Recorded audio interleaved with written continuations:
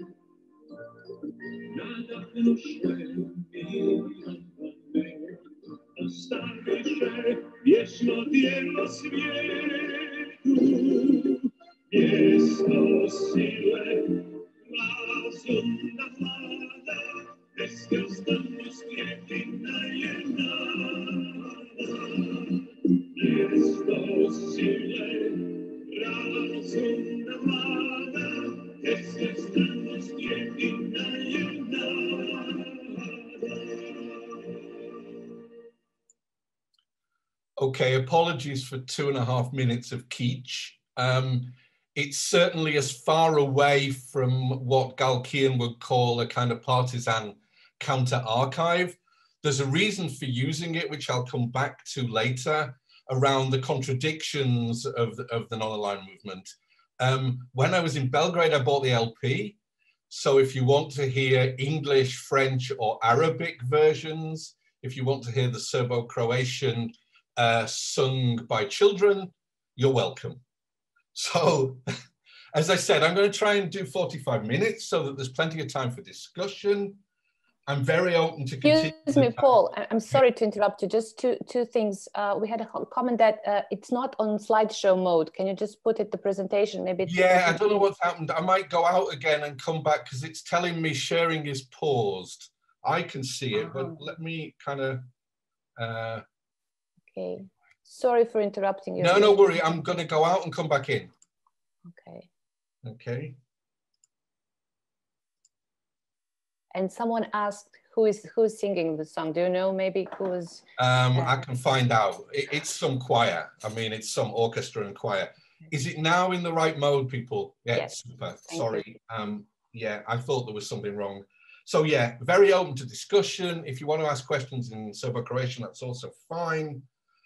There is now 8 parts to this. The first 2 and the last 2 are kind of theoretical and conceptual. The middle 4 are kind of more empirical and archival. The third part is a kind of bridge between the conceptual and the empirical.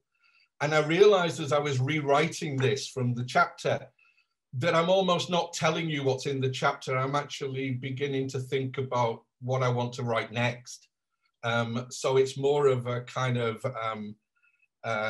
chart of some of the things that are interesting me at the moment. I need to click, yeah. So how did I come? The last 4 or 5 years of my life has been really looking at the non-aligned movement. But I remain more or less a sociologist with anthropological tendencies. I dropped history at age 13 in school. So I'm not a historian, whether trained or not. But my journey to non-alignment is kind of, and I keep doing this in lectures these days, what am I writing against? What am I frustrated with? And I think there are 3 sorts of work that has frustrated me, some of which I've been a part of. Those of you who know my work for a long time, I've been working on global social policy and global social movement studies. But it's almost as if in that literature, globalization starts in 1991. So of course, the non-aligned movement makes us look at different kinds of things and makes us go beyond what I called historical presentism. There are many Yugoslav and post-Yugoslav scholars in this lecture. I wonder how many of you are frustrated as I am that actually within the area studies kind of thing that we end up being forced into, it is profoundly Eurocentric. We don't compare Yugoslavia or the post-Yugoslav states to Latin America. We compare it with other places in Southeast Europe and with Northern and Western Europe. And the third one is the one that gets me into the most trouble with my friends. I am deeply influenced by post-colonial studies and the work on bringing Eastern Europe back into post-colonial studies. But there are two issues here. One is post-colonial work is often more theoretical than empirical. And the second is that sometimes I feel like you have to do what I call longue durée studies to be a real post-colonial theorist. So unless you start with the 16th century, you're not really doing post-colonial work. Now, I think that's a problem because I think we need to let 1,000 flowers bloom in post-colonial studies, but it's also conceptually a bit of a problem because if you start with the 15th or 16th century, you can very much get tied up in what I would call a deterministic path dependency, that things that happened in the 16th century kind of determine what came afterwards. And for me, very much influenced by conjunctural approaches to political economy, we need to look at shorter conjunctures and the complexities and contradictions of those spatial temporal moments. Augustin Koszowski has just told me there's no Wi-Fi on the train from Graz to Paris, so he can't hear me quote him. I mean, as I've done this a couple of times, I keep gathering other kind of frames to think against. So I think against orthodox international relations, for example. But I think those three are quite interesting, really, in terms of my own positionality. Now, a little tongue-in-cheek, I write a lot with Sinisa Zrinjčák, and we once kind of co-presented a paper, and I did the first bit, and he did the second bit, and he started by saying, well, Paul loves theory. Well, I'd like to think that actually you might add, but not for its own sake. So I do know that I'm on dangerous ground here, but I think, to quote Menel, there's a danger that a lot of historians proclaim themselves as practical empiricists to whom theory is irrelevant. And for me, you've got a theory, whether it's implicit or explicit, and people need to acknowledge that, I think. Many historical texts that I've read replace theory with a literature review. And they basically say, okay, I'm caricaturing, and I know there are some excellent historians in the audience. They kind of start by saying, other historians have treated this topic like this. I'm going to treat it like that. And implicitly there is, like, the way I'm going to treat it is not only new, but it's better. And, you know, for me, there is no atheoretical way of doing history. Stuart Hall, theory is about wrestling with the angels. Shannon Matten, in a lovely post, suggests we should think about theory with a small t, not a big T. It's models to help us make sense of things, frameworks to ask questions. And little t theory emerges through processes that embody the politics that those theories ostensibly valorize. Too much academic work is individualistic. Too much anthropological work is, you know, you have to have your sole authored study. And I kind of think we end up with that in some versions of history too. Okay, now, all of this leads, I guess, to what is my burning question. And it's still a burning question. I wrote this short thing for Left East. Thank you, Maria, for forcing me to do this, which was saying that we really need to look at Yugoslavia's relation to the non-aligned movement in terms of paradoxes and contradictions. We need to look at diverse socioeconomic imaginaries. And I'm still playing around with this apparent oxymoron of liminal hegemony. Certainly in the early years, Yugoslavia's soft power offered leadership to the movement. It was writing the final communiques before events happened. It actually, I saw Tvrtko's in the room, Twerko reminded me that it financed, I think, the 1970 conference in Lusaka. And yet at the same time, Yugoslav thinking about non-alignment was aware of its contradictory position in relationship to developing countries, or what we might call the global south.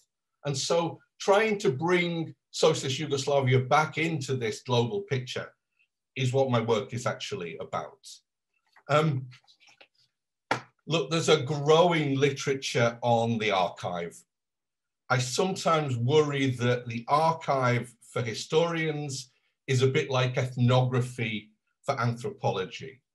Of course, I share the fascination with the archive, you know, being in Archive Yugoslavia, getting a box and you don't quite know what's in the box. It really is a kind of, you know, interesting, effective moment. But the fascination with the archive can become the cult of the archive, I think. And for me, you know, this is a kind of reworking of Spivak's Can the Subaltern Speak? If the archive can speak, it's always in need of translation. It's not that the historian listens to the archive and writes down what the archive says, all right? Now, and I can try and dig out the reference at the end. There's a lovely collaborative net art project from Indonesia, from Bandung to Berlin. And it imagines the global south and the non-aligned movement in a world in which the Berlin Wall did not fall down in 1989. And it has a series of what ifs. But it also starts with this lovely idea of the archive. I hope you can see it, but I'll read a little bit of it. Through archives, the past is reshaped, reinterpreted, and even reinvented.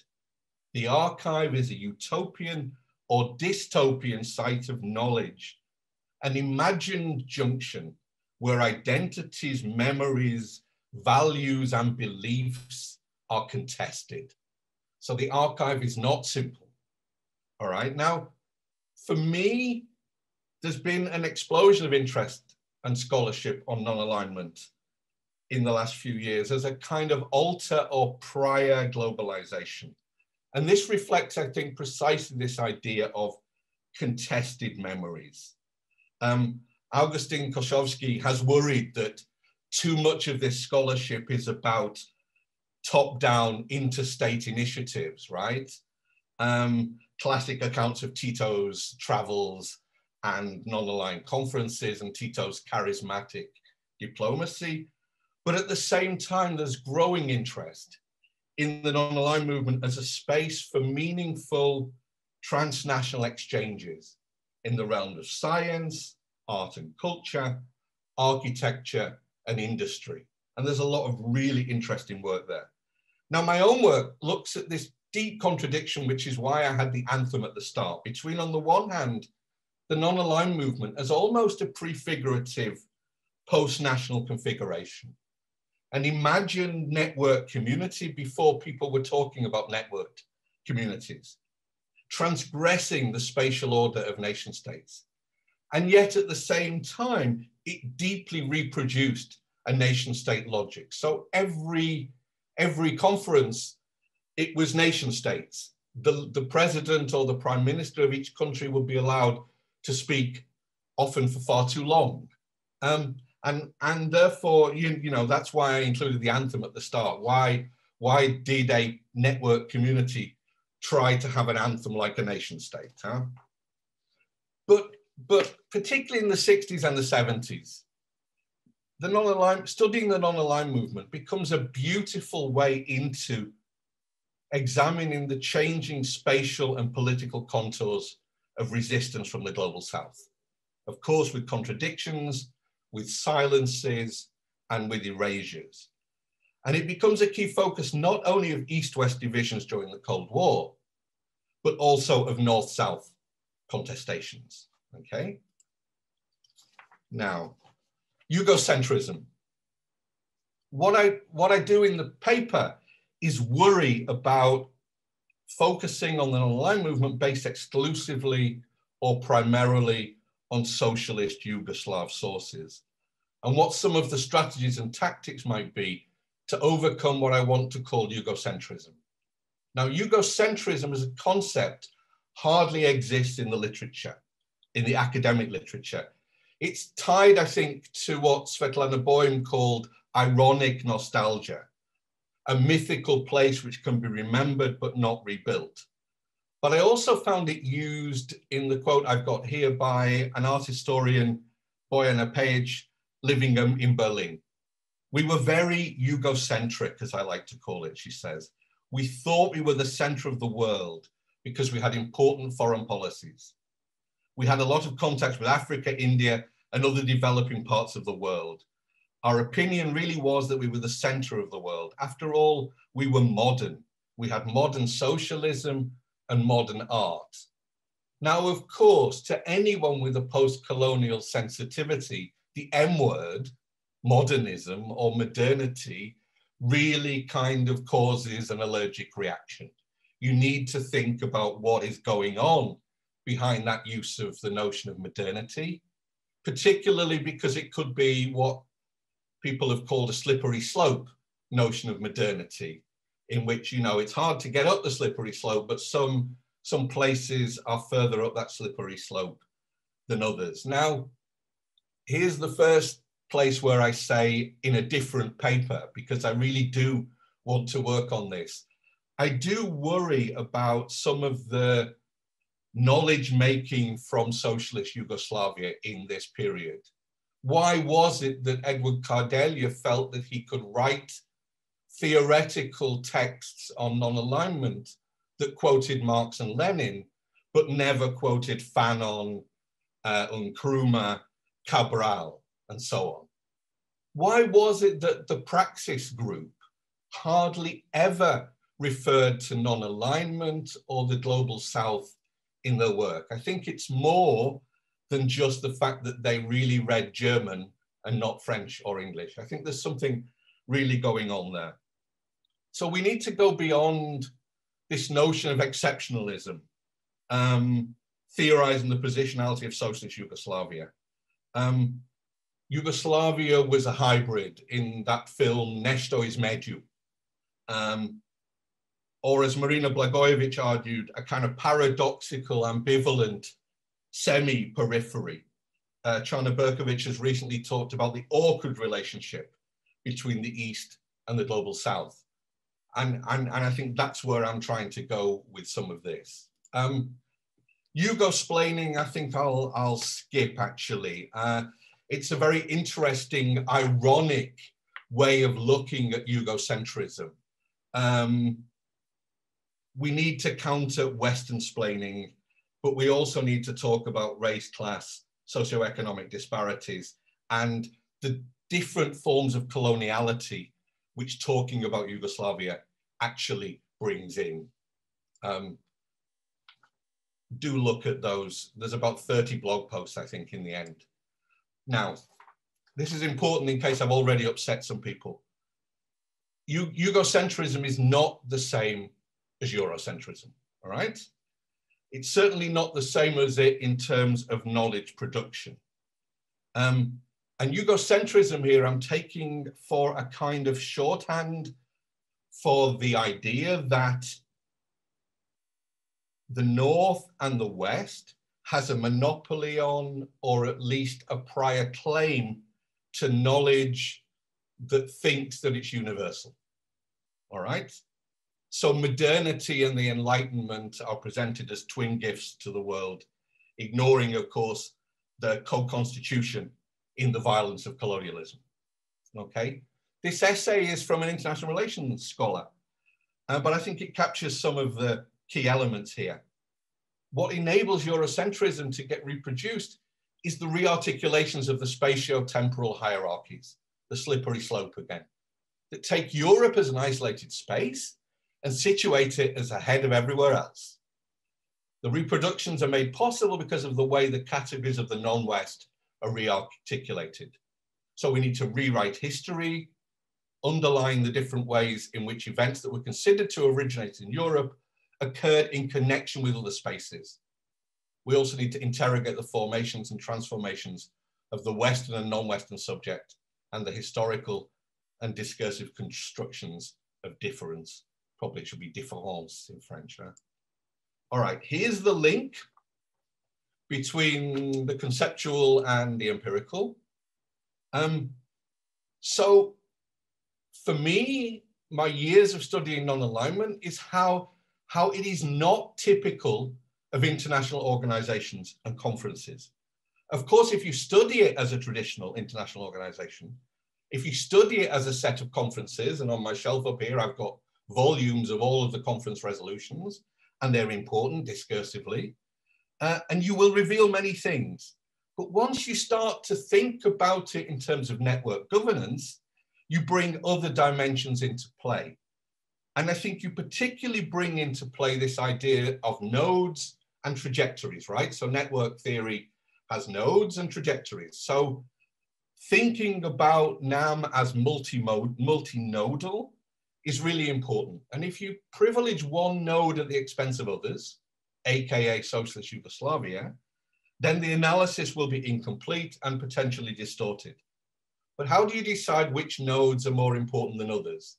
You know, even in the Belgrade conference in '61, there were 25 participating states and 3 observers. I think by 1970, there were 70 states. So which ones are most important? And, you know, I could say which are my important ones: India, Indonesia, Cuba, Egypt, Algeria, Ghana, Libya, Tunisia, and Yugoslavia. But it's not making a list like that that matters. It's actually thinking both conjuncturally and contextually. So when are we talking about and what are we talking about? That will then determine the primary nodes. And you're not studying nodes for their own sake. You're studying what Liliana Kolesnik has called exchanges. You're looking at the character of those exchanges, the modes of exchange, the interrelationships. Liliana is principal investigator of a new project that I'm part of with Croatia and Slovenia, which you can see in the bottom. So where we try to look at the relative autonomy of artistic and cultural exchange. Just a footnote, 2 really important books that I read after the first version of this paper. Luka Stanek's Architecture and Global Socialism is a brilliant analysis of the competition and collaboration dynamic between Yugoslav architects and architects from elsewhere in Eastern Europe in the global South. So there are case studies of Ghana, projects in Ghana and so on. And Lucas uses the concept of worlding rather than globalization, which seems to me to be incredibly important actually here. There's also Bojana Videkonic's non-aligned modernism, where she's looking at the post-colonial aesthetics of aspects of Socialist Yugoslavia's cultural production and exchange. Okay, I've taken 25 minutes. Yeah, India. Now this was a thought experiment. What I tried to do was read extensively the literature on India's involvement in the non-aligned movement, partly deliberately because India and Nehru, the post-independence prime minister, were very reluctant to get involved in the non-aligned movement, all right? And what do I find? I mean, I find biographies of Nehru that you could almost substitute Nero for Tito and you would have something very similar, you know? What Nero was trying to do is not unlike Tito, a ban on nuclear tests, mediating conflicts, non-alignment between the 2 blocks and so on and so forth. But Nero was very reluctant to combine his principal commitment to non-alignment, a principal commitment that probably predates that of the Yugoslavs, with any formalizing of it within an international institution. He was not going to come to Belgrade in 1961. He came because he got reassurances that it would be a one-off event, that there wouldn't be a movement with conferences. But at the same time, and this was what I was doing in the Yugoslav archives just before I had to leave Belgrade, at the same time, 1960, 1961 was really important. India had a conflict with China, and Indian diplomacy very much needed the support of places like Socialist Yugoslavia in that conflict. So you really can see how the 1960 15th anniversary of the United Nations meetings became very important in that. So I'm still reading about India, even though it's only one of the many nodes. And I think I'm arguing here that even if you go to the Yugoslav archives, as long as you decenter Yugoslavia as a node, you can still find out a lot here. I'm getting very nervous now because I can see some real historians on the list to my right. The second issue is this really complicated thing about what's the relationship between the Bandung Afro-Asian Conference of April '55 and the Belgrade Non-Aligned Summit of 1961. I've been to several places where people introduce me. This is Paul. He's going to talk about the non-aligned movement that began in Bandung in 1955. Well, no, it didn't. And it is interesting because I've been working with some scholars from the Global South on social policy, and they showed me this journal, Inter-Asian Cultural Studies, about 60 years of Bandung. And there are 4 or 5 articles, including one by Samir Amin, which either ignore Yugoslavia completely, treat it as rather marginal, or argues that Bandung and the spirit of Bandung is far more important than the spirit of the non-aligned movement, all right? So all I'm arguing here is that there is a contested history here. There's also a lot of confusion about the relationship between Bandung, Belgrade, and non-alignment. Yeah, there's some more that I could say, but I actually want to go on to the next thing because I suspect she's sleeping, but Aida Hozic, in this lovely text on what non-alignment meant to her growing up in Socialist Yugoslavia, looks at the biography of Jovanka Broz. And here's a quote from Jovanka Broz, who claims that she invented the non-aligned movement. In Bandung, sitting next to Nero. Why do you keep writing about these 2 blocks? Why don't you do something about it? Future developments followed that direction. The non-aligned movement was thus formed. There are many problems with this, but one of them is that Tito and Jovanka were not in Bandung. They were not there, all right? Yugoslavia sent 2 journalists who were very linked to politics, and they clearly kept in touch with what was going on. But you know, this is fiction. Now, the next thing I want to just look at is what I'd originally hoped that I would already have developed into a full paper to present in Belgrade. It is this extraordinary, oh, sorry about that. I hope I can go back. Oh, yeah. It is this relationship between the non-aligned movement and the G77. So I was at a conference in Berlin, and an East German retired diplomat said the non-aligned movement was a mouse, the G77 was where the action was. And I think it's complicated because the G77 was registered as an organization in front of the UN, whereas the non-aligned movement was not. But actually, Yugoslavia was a member of the G77, and there were really very close strategic alliances between the non-aligned movement and the G77. And I don't want to appear very linear here, but in a sense, without the non-aligned movement, the Belgrade conference, of course, but the Cairo conference on socioeconomic relations that everyone kind of forgets, the economic conference in July '62, without those meetings, there would have been no UNCTAD, the United Nations Conference on Trade and Development. But what interests me about this, and then the G77, and then the new International Economic Order, and then the Paris Summit, the North-South Summit later. What interests me particularly about this is the way in which all of this promoted a kind of discourse of developmentalism. Developmentalism consists of kind of 5 things: rapid industrialization, so the Yugoslav model, efficiencies in agriculture, so the Yugoslav model, ease of financing for the Global South, economic planning that was very much based on African post-colonial states' notions of planning, and also a level playing field for open terms of trade as opposed to protectionism. So not very socialist, I would say. There's what happened to the non-aligned movement when there was the oil shock and so on. But I just want to, the thing at the bottom was about who's going to be represented at the Paris summit. And of course, Yugoslavia found itself not in the Eastern Bloc. It was linked, it was put in the group with other developing countries. So the liminal hegemony that I referred to earlier was forced upon it, you know. So we need to explore different international institutions. The moment the new international economic order got powerful, power shifted to the World Bank and the IMF.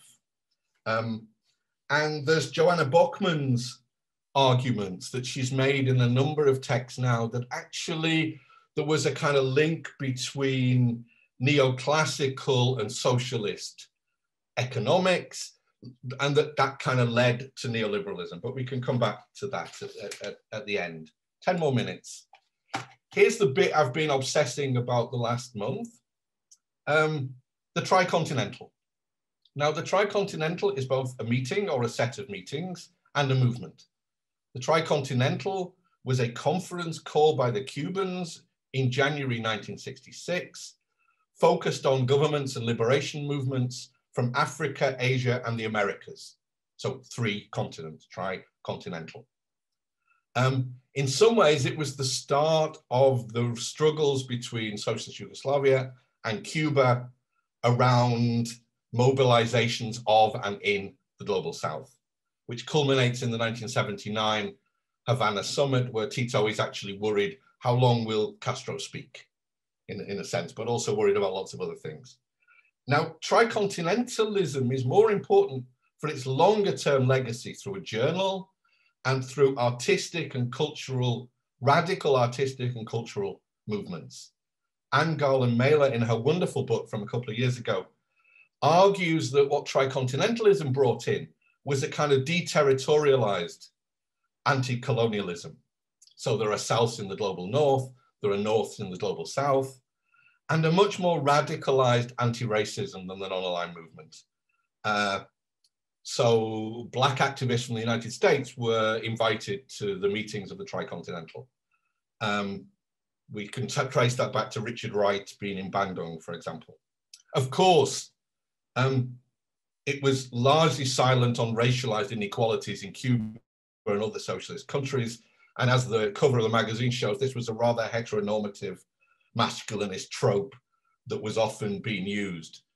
But the idea that tricontinentalism defined the global South as a transnational political subject resulting from a shared experience of subjugation is really important. Now, as far as I can tell, there seem to be very few interconnections with the non-aligned movement.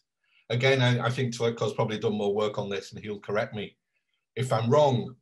There was a shared solidarity with liberation struggles, but in a sense where I'm going with this is that 66 to 68 was a period when the non-aligned movement was very dormant. Castro actually deliberately wanted to exclude Socialist Yugoslavia from the definition of who could attend. And by the time it fizzled out in 68, the non-aligned movement took up some of the activities. Bandung also didn't happen because of the Chinese and how they were involved in global politics in some ways. But I think looking, certainly in terms of cultural production, at the relationship between tricontinentalism and non-alignment from below would be really interesting. I'm coming to the conclusion, and it's kind of a weird conclusion because what I'm trying to borrow from some work in anthropology to argue for some pointers towards what a post-colonial historiography might look like if we're studying the non-aligned movement. So really these are both theoretical points, but also kind of very practical points about how to do post-colonial historiography. And the first is multi-sightedness. Multi-sightedness comes, of course, from the anthropologist George Marcos 25 years ago now, we need multiple sites of observation and participation, right? So multiple nodes. That's not rocket science, yes, but it means that we really do need to cross-cut dichotomies such as the local and the global. You know, I keep telling students that we don't have a hierarchy of the global at the top and the local at the bottom. These are folded into each other in very complicated ways, all right? But a reflexive, multiply positioned historiography of non-alignment seems to me where we need to go, and that by definition will have to be collaborative, all right? Para-ethnography or parasitic ethnography actually isn't very parasitic at all. It's actually very collaborative. It's the idea that you work with those who have shared, discovered, and negotiated critical sensibilities. So you might work as much with museologists or art historians as you would with critical social scientists. It's not just me saying, let me in, but I think it opens up post-disciplinary approaches. It prioritizes reflections from sources about the functioning of the systems and the institutional routines in which they've been embedded. It's a bit like Dorothy E. Smith's wonderful book on institutional ethnography. And meta-historiography actually derives from meta-ethnography, which is a term from medical anthropology. So the idea is that you don't try to do everything yourself, but you read and you gather people from multiple sites and multiple studies. And you try to preserve the original interpretative qualities of the original work, whilst generating new insights about the system as a whole, right? So that's what you do if you're a medical anthropologist, but it seems to me that it has a relevance for historiographies of non-alignment.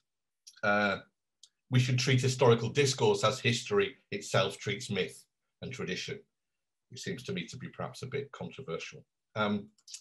Last slide, really. So to conclude, and I really have only taken 40 minutes, I think we do need to be reflexive. I know that word's awful, and I know it will upset lots of people, but the reflexivity here is, what are the needs that our studies meet in ourselves, you know? Who are we arguing against? What are we arguing for? How do we selectively look at the archive and look at what we study? How can we think globally, collaborate globally, but write locally, in a sense, and write multiply locally and therefore globally again, if you see what I mean? How can we address the decolonization of knowledge production? It may be that Zoom or low internet inequalities remain very important in terms of the global north and the global south, but trying to decolonize knowledge production is really, really important. And perhaps the question for all of us is, what's the relationship between what it is we're studying, so the place, the institution, the movement, the methodology or epistemology that we produce, and the texts that we produce? And that seems to me to be kind of useful. And I want to end with Gal Kian, whose lovely book on partisan ruptures argues that, in a sense, what we're trying to do through looking at non-alignment is reclaim a politics and practice of emancipation, remembering, reconstructing, and translating anti-colonial and decolonial contributions of the second part of the 20th century that have been swept away in an age that allegedly ended history.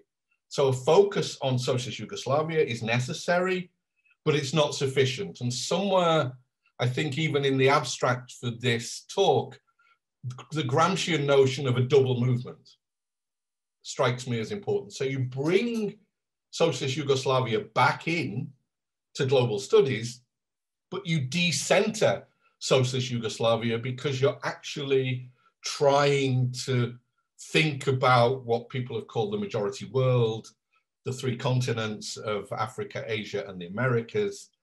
And therefore, you know, a focus on Socialist Yugoslavia is important, but not sufficient. And that's it, other than to say thanks. And there's the email, but we've got at least 45 minutes to dialogue.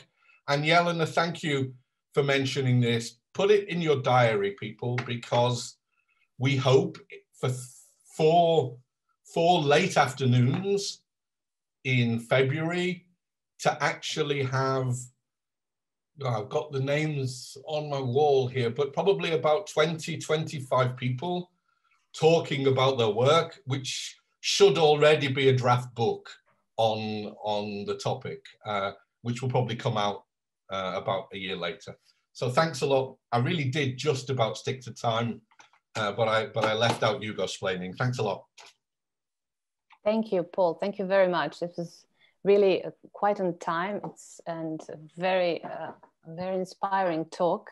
And I guess because there's a lot of us, there's 57 participants, so we should probably let them speak and ask some questions. So I would kindly ask you to either unmute yourself or to put your question in. Okay, so we already have on chat a question from Anna Tomicic. Hi, Paul. Yeah. Thanks for talking. You can also read. Yeah. Comment on a parallel you see between Yugosplaining towards the global south and what I would call a complex of superiority from the part of Western left Marxist scholars who are critical towards China's communist model, the most successful to date. Oh God, yes. I don't know whether you were at Stefan Guzitz's talk on Friday. So the left is a very complicated assemblage to try and think about in terms of modernity and hierarchies and superiority. I sometimes think that every leftist ideology claims superiority over other leftist ideologies and spends more of its time debunking those other leftist ideologies than it does actually trying to think about alliances and so on.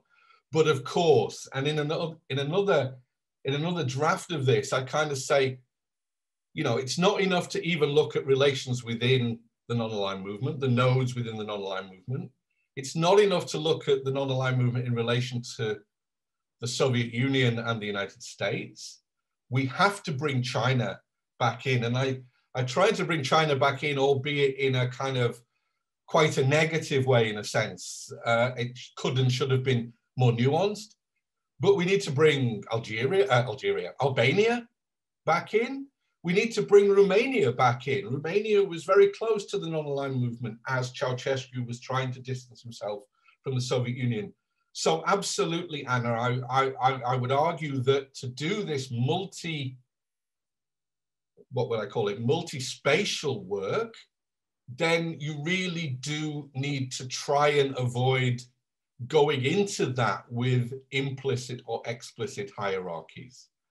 And yet, and I don't know whether Anna Lubojevic is here, who's been studying the Korčula summer school. You know, people came from the global south to Korčula. Black activists came from the United States to Korčula, and they were ignored by the praxis people because real theory is German post-Hegelianism. You know, and so that absurd kind of hegemonic knowledge production really is a problem. Now, somebody told me, yeah, but I would need to spend the next 20 years reading everything that praxis scholars produced to know that they didn't talk about non-aligned movement. Well, I'm not sure I do really, in a sense, but I think, yeah, that's where I would go with this. Go into multinodal analysis without preconceived hierarchies, I think. There's another question from Daniela. Can you see it in the chat? I can. Yeah, right. So two questions. One, Daniela has been beautifully provocative because she knows that we've had conversations about precisely this, right? And I do think that this is extraordinarily complicated because modernity, coloniality needs more than just a slash. They are both complicated assemblages in and of themselves, and they can't be discussed in abstract. They need to be discussed in terms of spatio-temporal conjunctures and what it is you're talking about. So just like the idea that modernity is bad, the idea that without modernity we wouldn't be where we are is actually just as problematic. We need to look at the mobilizations of claims to modernity, which are really important. And, you know, amongst African radical social policy scholars, this is a huge debate. This is a huge debate. Do we actually want a Swedish welfare state adapted to African conditions? Or do we want something that is actually very critical of all modernist projects? And of course, there are lots of people who are in the middle and trying to swing between this. The second one is easier to answer because I wrote something for Rosa Luxemburg Stiftung, which I can try and find if I can multitask, which is never that easy. But it's about the legacies of non-alignment for contemporary internationalism.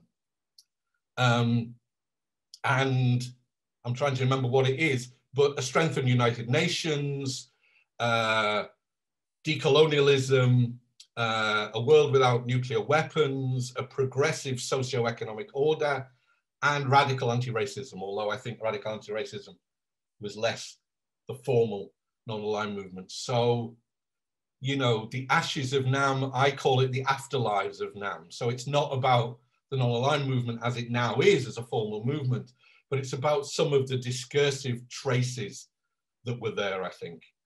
And yeah, and I, you know, Bernie Sanders and Yanis Varoufakis are kind of now aware, I think, that the, you know, DM25 was very Eurocentric and now trying to think about what a progressive internationalism would look like. I can only say that actually they should really study. They should really study the non-aligned movement quite closely. Albania was very close to the non-aligned movement. No, well, you mean close geographically or close ideologically? I mean, I haven't read enough about this. There are people in the room who will know much more. But of course, Hodja, and I'm ending up with, you know, using Hodja as a great man theory of history here. Hodja was, of course, also involved in his own double movement, right? He was trying very much to distance himself from the Soviet Union, but that tended to mean that Albania placed itself closer to China ideologically and geopolitically and denounced Yugoslavia as not real socialism. So that was going on, I think, quite a lot.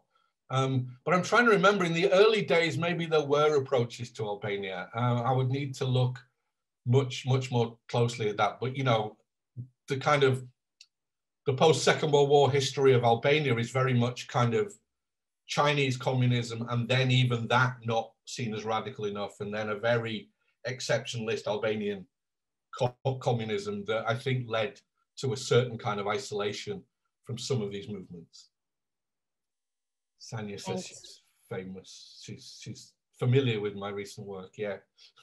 Yes, Sanya just says thanks. So any other questions? You could either just unmute yourself or... Yeah, it's time someone else spoke.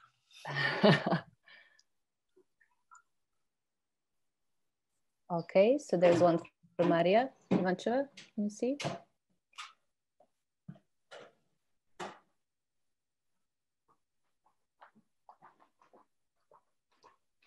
Yeah, I don't know whether Luka Stanek is here. He said he was hoping to join in, and I'm still due to take part eventually, probably online, in a panel about his book. And I do think that, of course, and I didn't mention it because in a sense I've started taking this so much for granted that I forget to mention it. One of the glorious contradictions of Socialist Yugoslavia and non-alignment is that, of course, it was both a progressive project of solidarity and an opportunity for new markets, all right? And those new markets were in terms of exports, in terms of exports of expertise, including architectural expertise, and exports of arms, all right, weapons, and so on. So of course, you know, there was very much an emerging market, which you know, the early 50s showed that was both necessary and possible in a way. And I made a joke with Lucas that the only thing I know about architecture is the base superstructure metaphor. So I actually, Mari, you're totally pointing to this, and now you've added some things. It all boiled down to, well, I mean, you can boil sugarcane, but it probably doesn't always all boil down to. But you cannot ignore what Althusser called, what was it, His Majesty, the economy. I mean, clearly there were economic imperatives going on here, but there's more complicated things as well. And I think why Lucas's book is so important is that at moments that it's not Yugoslav architects competing with architects from, let's say, Bulgaria. They would often have a joint cathedra. They would often have a department in a school of architecture in a university in Ghana or somewhere. I think the economic doesn't dominate non-alignment until the second oil crisis, when you suddenly find oil-producing countries that don't actually want to be solidaristic with non-oil producing member states of the non-aligned movement.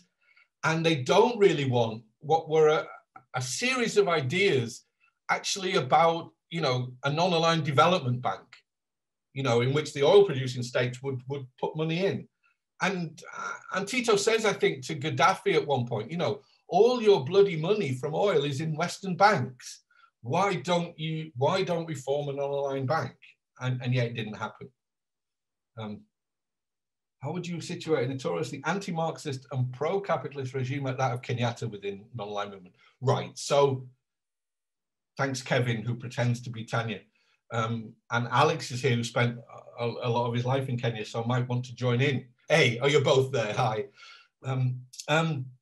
And again, I think Tvrdko, who I've now quoted 7 times favorably, so he owes me a coffee.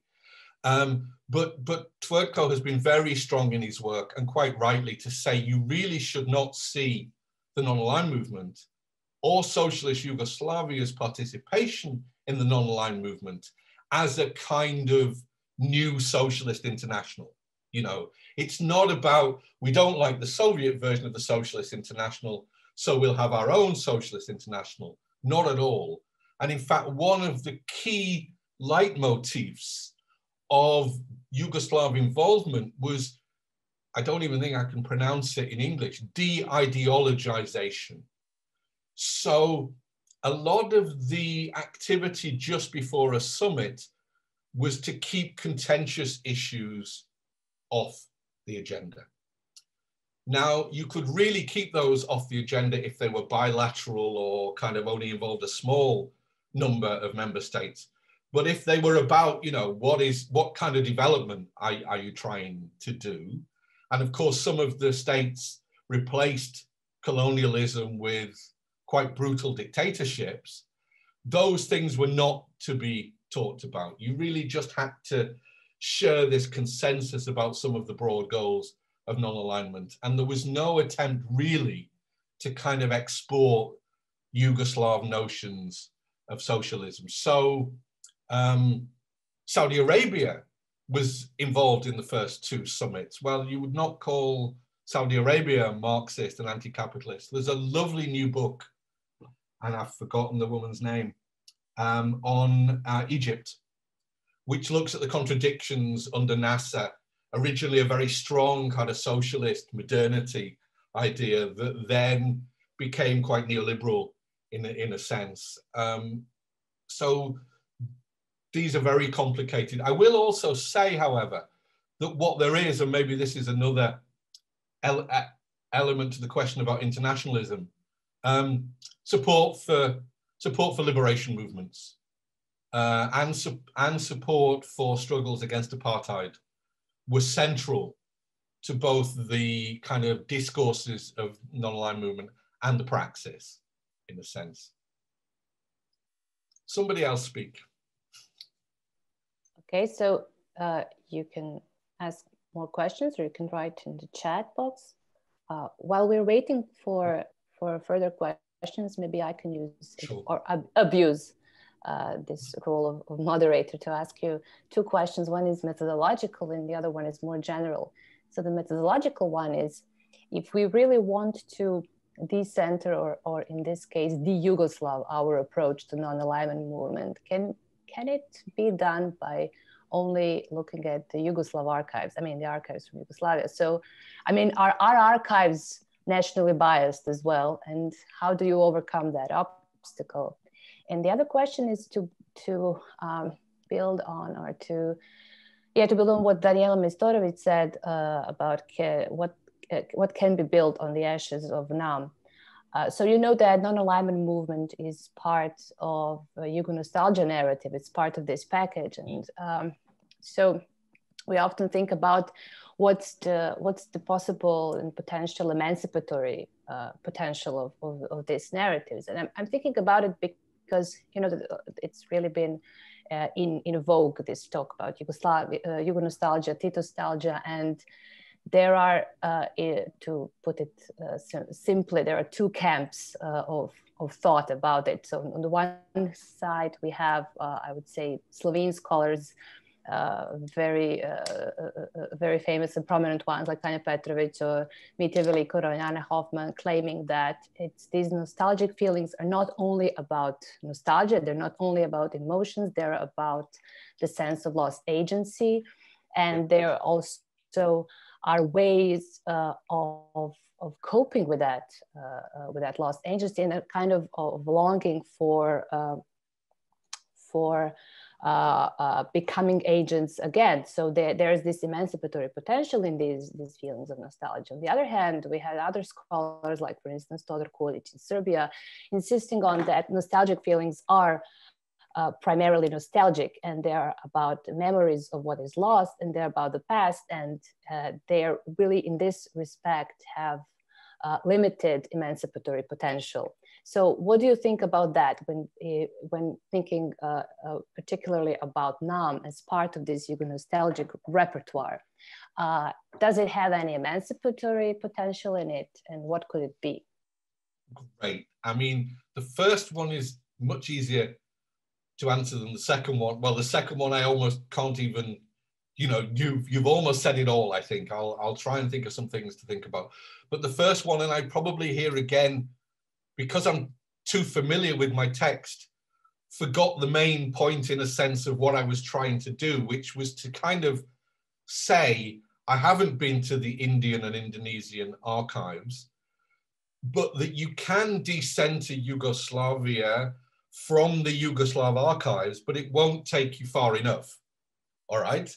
So you can begin to look for Bandung in the Yugoslav archives, and you can see what was going on there, but there will be endless archives that will add to the nuances and the contradictions of the stories, right? And, as I tried to say at the start, the archive is itself, I'm almost now going to take it too far and say the archive is a brutal form of discursive violence, because you only keep that which somebody decides needs to be kept. And you do not use that artifact to then have a complicated dialogue about that artifact. So, you can find a lot about UNCTAD from the Yugoslav archives, but you really can't find the most important things about UNCTAD. Although, I came across, oh God, and now I've forgotten his name, the Argentinian developmental economist who was the first head of UNCTAD. When you get to my age, names disappear. Anyway, he has one, Prebisch, thank you, Marco, Raul Prebisch. Prebisch has one meeting with Kardelja. And you can tell by this time, meetings have a stenographer, so it's kind of word for word. And you can tell that there's a dancing around between the two of them about what kind of socio-economic system would deliver greater equality, greater emancipation, and so on. So you can get things from there. I mean, there's other work. Arno Trull's book just came out today about, the disproportionate influence of Yugoslav scholars, lawyers, activists in the United Nations, which is very important. Your second point, Jelena, you said it perfectly. And I do think we do need to reread Svetlana Boym about various forms of nostalgia. And ironic nostalgia is really, really important. And yet I do think that, there's a reason why brotherhood and unity, self-management and non-alignment are the three pillars of that nostalgia, right? And I would argue that perhaps non-alignment, other than in that affective way of, we were hosts to summits, students came from, Leonora's asking the next question, there were students coming from all over the world and so on and so forth. Two things here that's important. One is, and okay, I'm trying to remember where I got to in the archives when I had to leave Belgrade, but you don't see the influence of individual republics as much in the non-aligned movement. And a recent unpublished paper by Dejan Jovic actually suggests that in the 1970s, Tito lost an awful lot of power within Yugoslavia, both within the federal state, but also, of course, because of the 74 constitution and the power to republics. So actually, Tito's investment in non-alignment was his way of kind of retaining some of that. So, the affective, so just as an aside, I mean, it's in one of the things I've written. The 1970 conference in Lusaka is as boring as hell. All these statespeople speak for an hour and a quarter, and the Yugoslav delegation says, well, this is how we did it before. We're not going to change it. We're not going to have small groups. We're not going to have working parties. It's just going to be, talking heads. But then Tito has bilateral meetings with everyone where Tito starts by saying, hasn't this been a great meeting? The non-aligned movement is back on track. Yes, so there's a kind of affective kind of construction of the success of Lusaka that actually led to some other things. So I do think it does need to be studied because it can tell you a lot about progressive internationalism now. But the contradictions are really important. And Leonora is part of the book project, as is Tvrdko and other people who are here. The book project is very much about letting diverse voices be heard. There isn't a single line on this because the contradictions and the complexities are the most interesting here. Hey, Leonora, good to almost see you, but I will hear you. Hi, everyone. Can you hear me? Yes. Okay. Okay. So I have a question, Paul, about reflexivity. When you write on your PowerPoint that we need to, the first thing you write under reflexivity is like, it's our need, the needs that our studies meet in ourselves, right? And when I see that, I think, danger, it reminds me straight away of this kind of contemplating one's navel approach to reflexivity. And so I'm worried about this kind of internal reflexivity because, you get lost very quickly. And one thing I really liked about Pierre Bourdieu, a sociologist, apart from being completely Bourdieusian anyway, but one thing I really was useful for me in my education as a sociologist was this his worry about this, and he's giving the tools actually to us students, but also to really all of us researchers, because we don't have many tools for this, to how to be reflexive methodologically and theoretically. And so I think bringing in maybe Bourdieusian perspective on this, it would complement very much your approach here. It could bring really important, I think it could bring you something. I think basically Bourdieu argues for an auto-socioanalysis, and like what he means here is that we should use sociology to apply the sociological tools to ourselves. So if you're using network theory, maybe you can actually apply network theory and tools of network analysis to yourself. But here he uses, of course, field theory, and it's very useful for this because it's about, you know, situating yourself as in what is your position within the academic world, what is within your discipline, specific discipline, within even the specialty, you know, that has become, you know, to study global South and Yugoslavia in the discipline of history. And, you know, like situate your interest even in the interdisciplinarities, your affinities with certain colleagues. You know, are you working with rather Yugo colleagues in diaspora or Yugo colleagues there? Or like, are you avoiding, I don't know, all these questions, right? And also your affinities to certain angles of analysis. Certain methodologies rather than others, right? Why are you only working with network analysis rather than field theory or many other possibilities out there?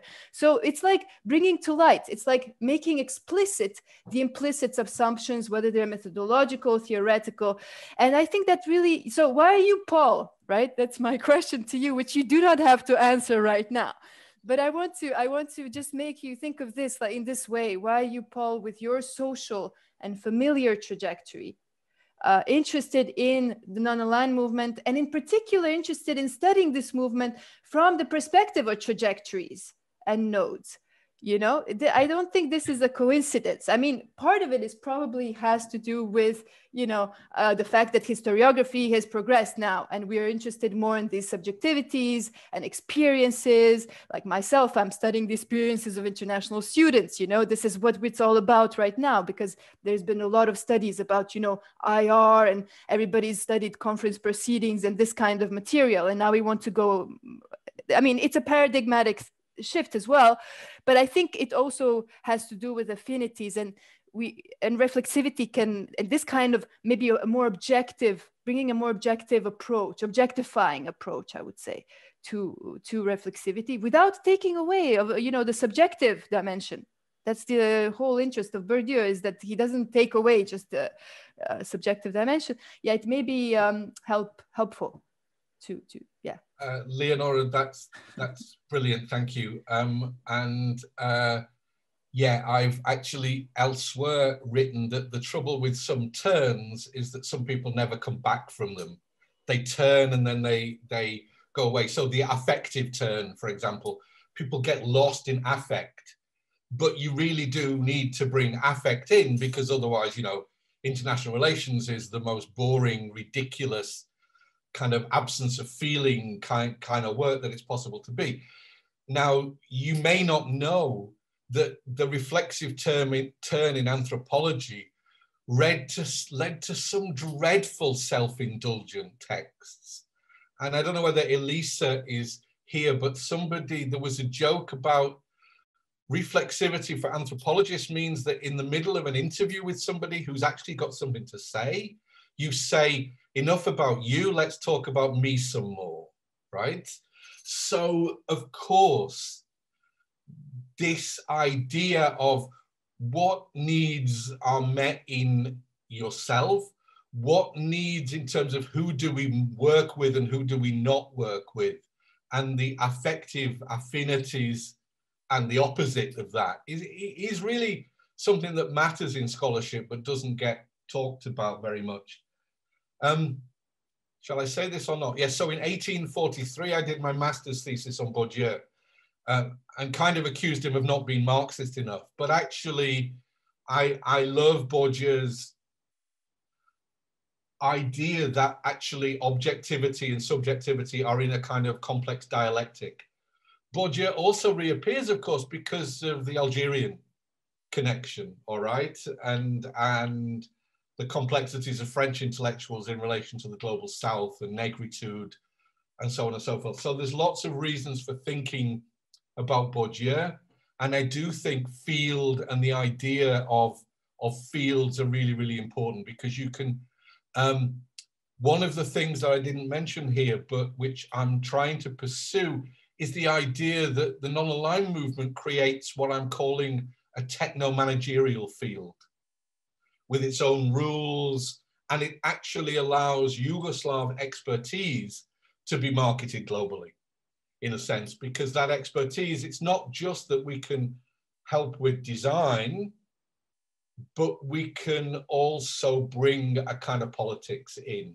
So absolutely, I just think it's a really nice exercise to ask people, and I asked myself in this, what are you writing against? You know, what is it that frustrates you about what you've been reading and how you've been reading it? And yes, I think, you know, networks, but not that technical notion of networks, has interested me for a very long time. And I actually, looking back on some of my work, the non-aligned movement was a footnote for like 20 years, really. You know, one day I'll look at this. So it was often there in a sense.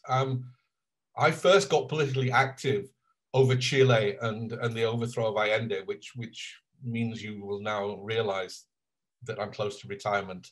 But, you know, I think that's a constitutive political event that you know, all this way down the road leads to some of this. Elise has responded, there are some dreadful examples. You need to keep it under control. Yeah, you're part of the picture, but it's not about you, absolutely. And some of the lovely work on archives is playing around with this idea. So it's actually about, you know, how you approach the archive. You can even do that visually. You know, why, and yeah, the cult of Tito is obviously a danger here, I think. You know, there's so much on the nature of his diplomacy, charismatic diplomacy. And of course, if you go to the Yugoslav archives, what do you have? You have the archives from his office. So, you know, that goes back to Yelena's point. There's a real distortion here if you're not careful. And yet you can be overwhelmed by the multinodal nature of this. I'll just use this brief exchange on Bourdieu to shamelessly promote our next conference, Institute's conference. So we have actually a conference on Bourdieu, memorizing Bourdieu, 22nd and 23rd of December. So if you're interested, stay tuned. Excellent. Any more questions? Maybe it's easier if you just unmute yourself, or of course you can write in the chat, but whatever, it's easier. No more questions? I will be presenting the conference.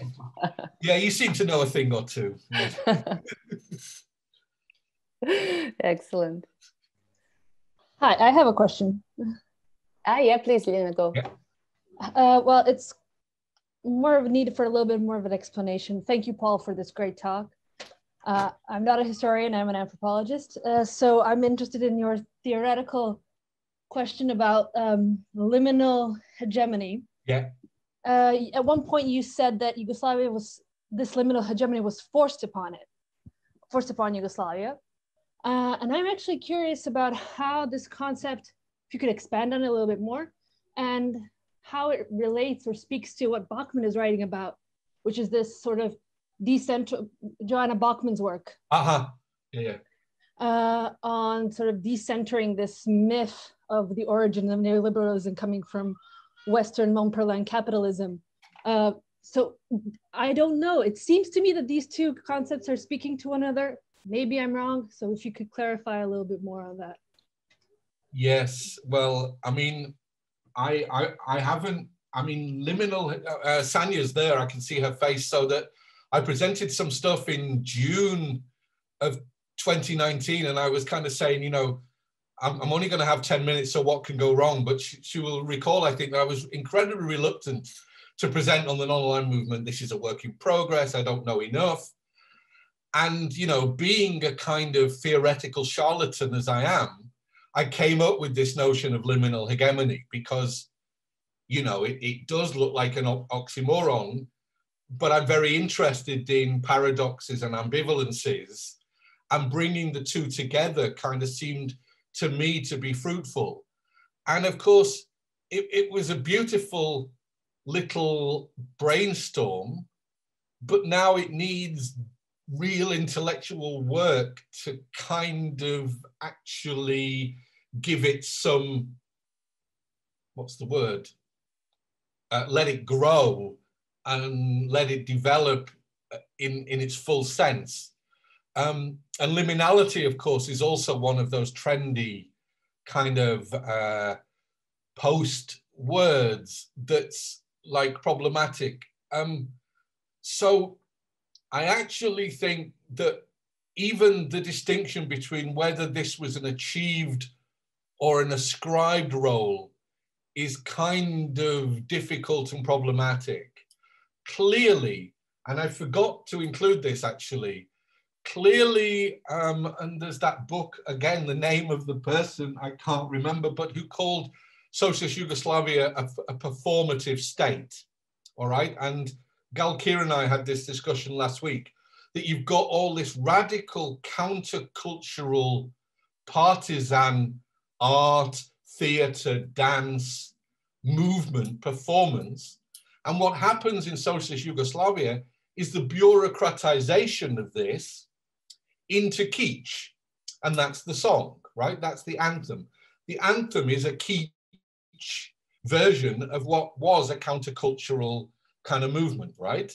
Which means that, of course, at various times in Socialist Yugoslav history, you get movements of cultural workers who are producing ironic critiques of the bureaucratization of socialist Yugoslavia.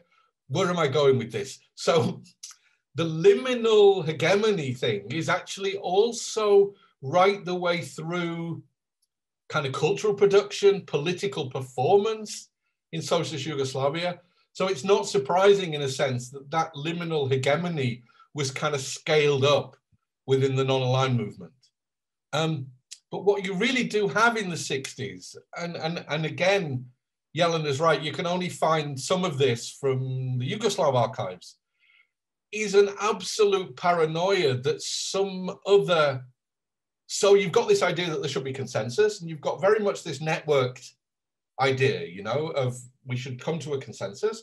At the same time, you've got a paranoia that some other country or movement will take the non-aligned movement away from where we need it to go, all right? And that is very complicated in terms of Yugoslavia's complex geopolitical insecurities, but it's also about fearing Sukarno when he set up this kind of movement, which again, the name has escaped me, it's ridiculous. Castro, of course, and transcontinentalism. Tito accuses the Algerians of privatizing the movement.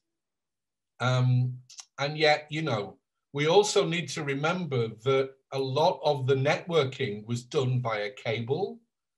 There would be meetings and people would try and plan stuff together. But in a sense, you know, this liminal hegemony was multiply determined and extraordinarily interesting.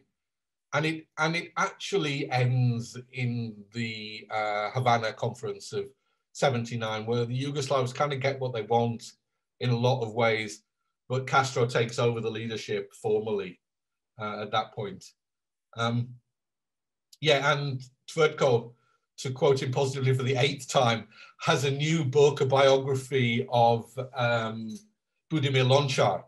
And of course, Lončar was a diplomat, very involved even in the 1960 UN, the meetings behind the UN summit of 1960. Lončar, very loyal to Tito, very much trying to both keep the momentum of non-alignment going, but not let it be bogged down in bureaucracy or in kind of very formal kind of structures. And that's really interesting from theories of organizations and networks today, I think. Didn't answer your question, Liliana, but I do need to do a lot more work on it. And it is why John is here. It is why the late Marina Blagojevic's work on semi-peripherality is better than the kind of geopolitical work on semi-peripherality, because it speaks to the profound affect of not being the center, but not being the periphery either, and the deep ambivalence of that. And I think that's where liminal hegemony kind of can take us to certain places. Thanks, Paul. There's a question from Nebish. Nebish, do you want to elaborate on the question, or in chat we have the whole question? So Nebish, I want you to... Class goals. Okay, so that's, okay. Yeah, it's a good question. I mean, so Augustin Koszowski's work is rightly arguing that we shouldn't see Socialist Yugoslavia's involvement in the non-aligned movement only through the federal government.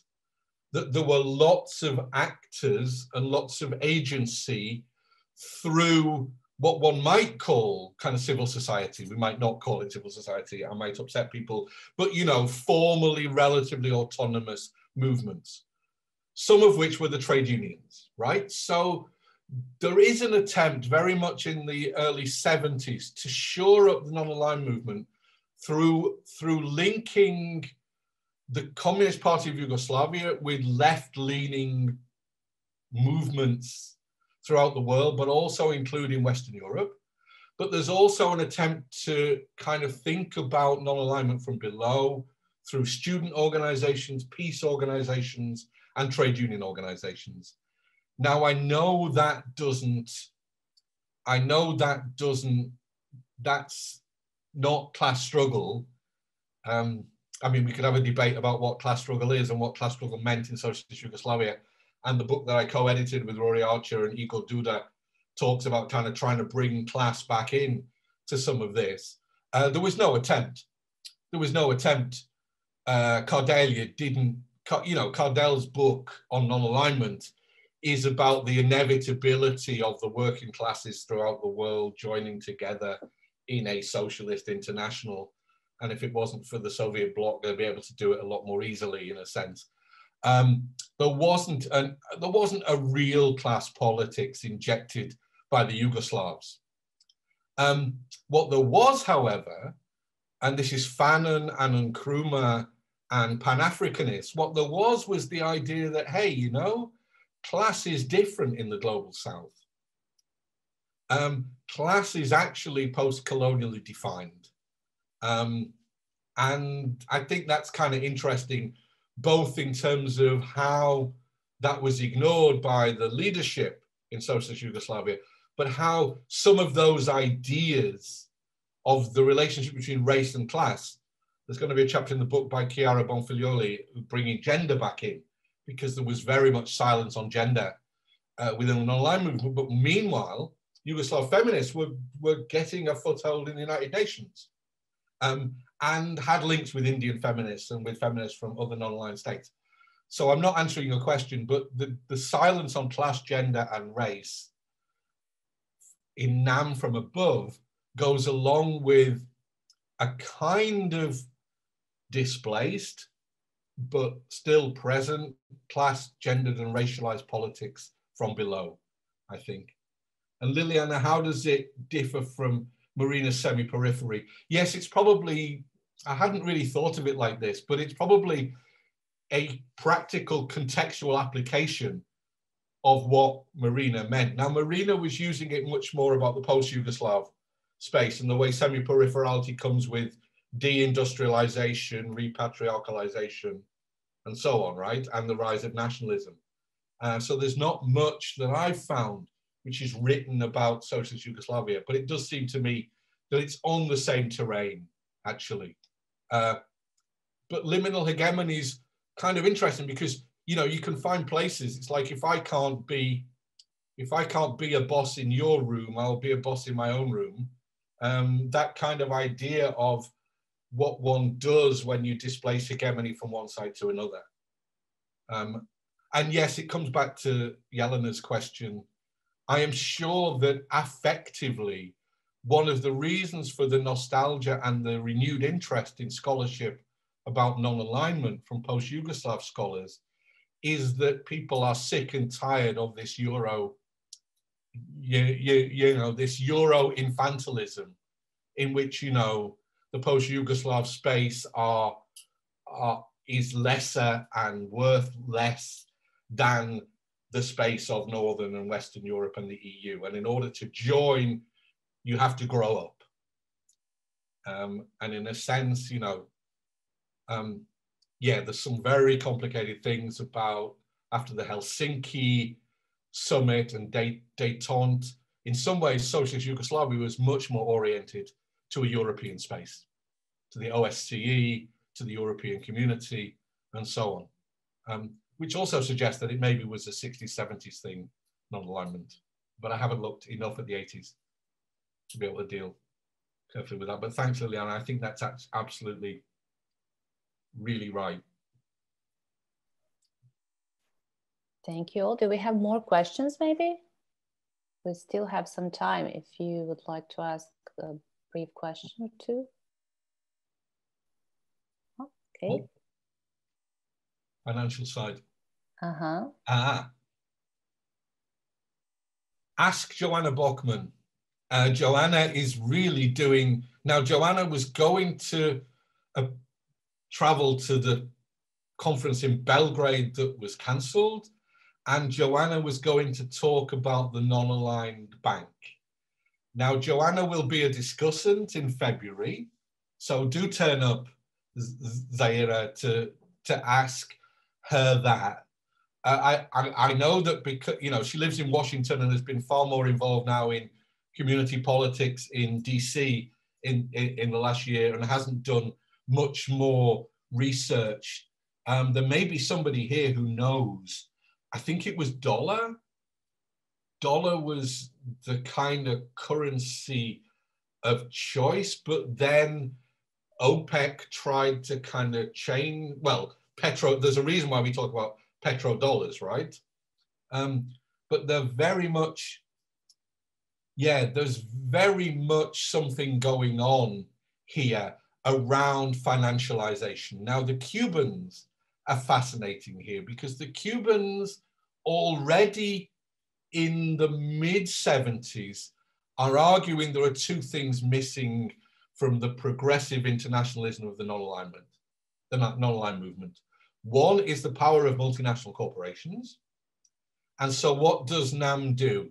In beautiful style, they give a little bit of money to set up a think tank in Havana on multinational corporations.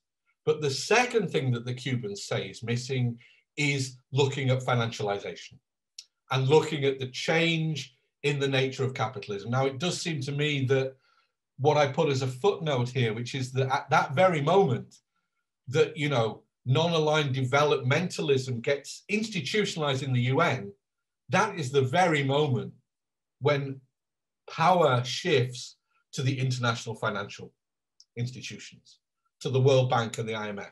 So if you were a Marxist, you would argue that this is absolutely, you know, Poulantzas's shift from productive capitalism to financial capitalism. Yeah, and of course, two things were going on as well in Socialist Yugoslavia. One was this acknowledgement that they were indebted, they were a heavily indebted country, right?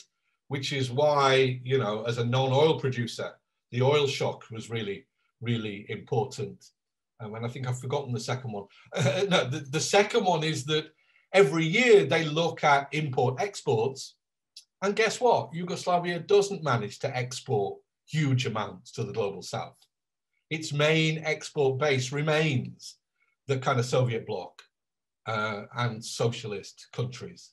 And this was a puzzle. And yeah, within this project that I talked about, that I mentioned, we are going to have a workshop on the political economy of non-alignment with Vijay Prashad and some other people. And I think, you know, hopefully Joanna will also be part of that. But there are some people doing a lot more work on this. But I do think the shift to financial capitalism was incredibly important, but so was the oil shock. Nebojša. Engagement abroad, co-enabled appearance of sort of supramilitary, absolutely. Truly deologized and disillusioned in both solidarity and collaborative progressive struggles, just aim for possible future focus and analysis. Yes, yes. I mean, just like Leonora's work on students, you actually find that many more people were touched by the involvement in non-alignment. So, shall I name him? Is he in the audience? So, Vladimir Onkovsky-Korytsa, you know, his father was working, I think, in Zimbabwe. So he spent a lot of his childhood in Zimbabwe. So there's a lot of stuff here, which is worth pursuing. Can you get more information on the, yes, we're planning, we've got a meeting on Wednesday and then we're planning it, Sanya, but you'll be invited for sure. Kiara, good to see you. Thank you and goodbye. Ciao, ciao. So Kiara, I presented a version of this in Pula a month ago, and I argued that this was the third part of my trilogy on non-alignment, that the first part was the left-east thing, the second part was internationalism, and this was the third part, but that I am actually going to have to write a fourth part of the trilogy. And the fourth part of the trilogy is about racialization. All right. Now, I think until I reread Srđan and Jelena Subotić's text a seventh time, I still cannot be rational about the arguments that it's making, because it is a question of what is actually being argued by this concept of racial blindness or whatever it is. But there's clearly an idea within dominant Yugoslav discourse to de-racialize the struggle, which non-alignment is a part of, all right? But it's de-racialized in a kind of racially sensitive way, which means that later, you know, struggles against apartheid become incredibly important. So there was an implicit more than explicit articulation of whiteness, I think. There was an explicit slippery slope of modernity. And I interviewed, oh God, and I'm now going to forget his name, Rada's brother, Ivekovic, who was the ambassador to Egypt, who argued, Mladen Ivekovic, who argued that you got delegations from Socialist Yugoslavia to Egypt, and some of the people in the delegations not only really understood Egypt. So you remember that the Institute for International Relations was actually an Africanist institute in Zagreb when it first started. So you've got this knowledge production about parts of the global South, but you've also got, and I think he did mention Kardelje, who really didn't know which countries were Francophone and which were Anglophone, which was West Africa, which was East Africa, and so on and so forth. So that kind of blindness, I think, is really, really important, just in perspective, writing up my contribution for our event series. Yes, and I actually think then, and if Rada's still here, perhaps she'll come in, you know, when all of Yugoslav scholarship was only focused on Europe, feminist scholarship was the one that kept more globality or worldliness. Feminist scholarship wanted to maintain the links with Latin America. Feminist scholarship, as your work shows beautifully, links with India, and so on and so forth. So, you know, the uneven nature of Eurocentrism here is incredibly important. And there's also, of course, Twertko's drawn attention to this, 12th time I mentioned him, the attempt to produce popular literature which would explain, you know, emergent African post-colonial nations to the Yugoslav public at the same time as students were having a really hard time, you know, in terms of day-to-day racism. So, you know, I think it was not a radical racialized politics.